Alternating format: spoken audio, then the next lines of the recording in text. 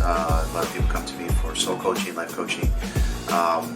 Mostly a lot of them are awakened light workers, starseeds, got women, males, people that are just at the beginning of their stage of their awakening. So I try and condense or to, there's a lot of teachings out there. So when you hit the seeker mode, what tends to happen is that we will wake up on the level of mind, and it starts to place us in different areas where it actually can be distracting, and it can actually be very confusing.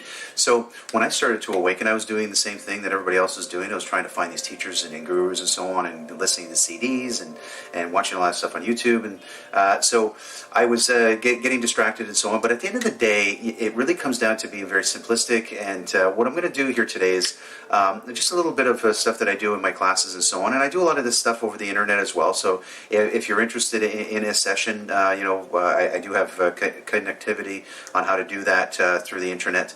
But a lot of times it's just basically making it more simple for you to understand it instead of trying to understand it. So the way I like to approach this is that basically when you're looking at where are we? There's three questions you got to ask yourself. One is, who are you? Now, I'm not talking about this character Jason that I'm playing, but the real you, the one that came into the incarnation. And the second question is, where are you? What is this place? How did you get here? And what really happens? This is the third question. What really happens when you exit? So. And the time between, from now until then, because we're all exiting, and nobody wants to talk about that, right? Nobody wants to talk about dying and so on. But when you're a psychic or a medium, that's all that's what your work's about, is the people that are passed on, and they're transmitting messages to the loved ones that are here and so on. So what I want to do here today is basically, I just want to show here is that we technically have here is a positive frequency and a negative frequency. Okay, so there's a positive pole and a negative pole. And these two frequencies, what they're doing is they're actually pushing and pulling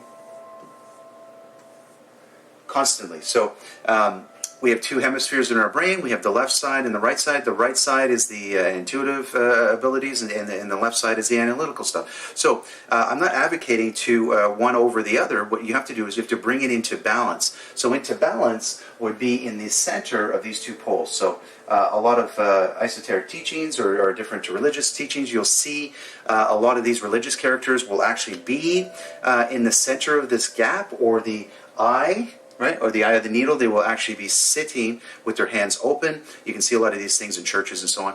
Now, when they're in that gap, they're basically, this is also another Zen teaching, which is basically moving into the middle way, right? So you're not on one side or the other. You're able to be still, right? This is the still point. This is 0 point, right? 0. So we have a 0 and a 1. So a 0 and a 1. Okay, so we also have the male energy. Okay, so we've got, if we were to say the pole is the male energy, and the circle or the hole is the female energy, right? So both of these frequencies, we have, even as a male, I have a female aspect to myself, and then you can see a lot of that with the esoteric teachings, with the chakra points and so on, the meridian centers and that. So there is a male and female frequency to us. Now, when we're going through this process of ascension, or this process of elevating our frequency, we have to catch these frequencies in the act, because you do have an energetic body. Okay, so we have these energetic centers. Okay, so we've got the 7 that we already know about. Okay,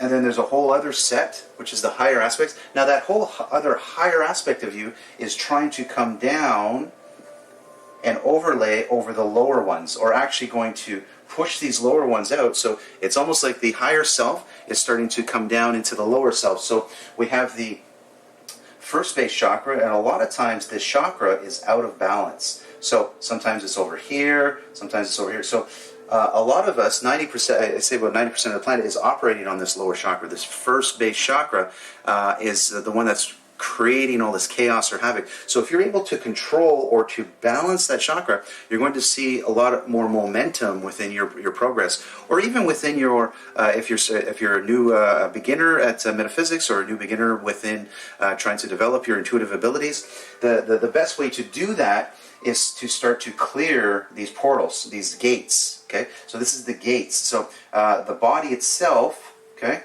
so the body it does have this protective energy around it, which is the aura. Okay, and then within the aura, we have these energetic centers, and a lot of times they're not in a perfect row. So if you're an energy healer and worker, sometimes they come over here to the side. This is just for representation purposes. So when we're looking at ascending, it's actually, I think there's a lot of misconception. I believe it's a descent. It's the higher frequency, which is the master frequency, which is descending within the lower frequency. If you're really awake, a lot of times that's when the higher chakras will start to ping or put out a signal. So the frequency is starting to descend, and it mostly is trying to enter into the heart. So the heart energy is starting to vibrate, and that's why a lot of people have these heart palpitations and so on.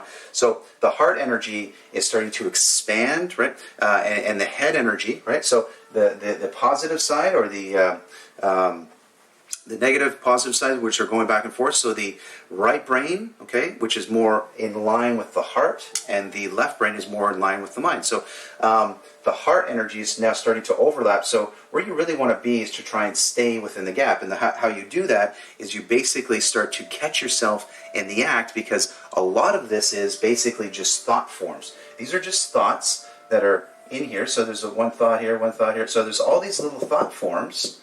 Okay, and these thought patterns, which are playing havoc, a lot of times they get stuck in the aura.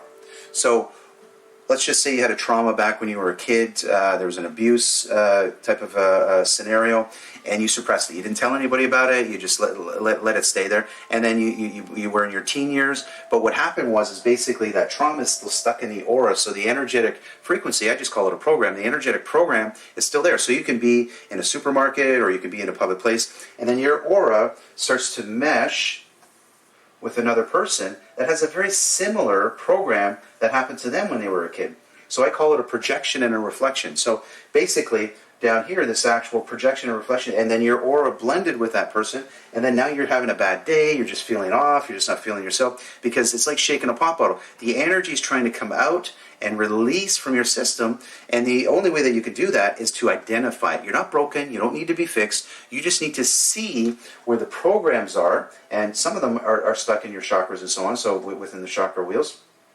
So depending on how far out within the aura is how much work you have to do on that. So this is just a little bit of an example of working with energy, working with your energy body, and understanding what's actually taking place here with the ascension process. Now, I'm going to do a couple more of these videos and get into a little bit more in depth within the clearing of these energy centers. Some suggestions on that. You can research this online, people within your area.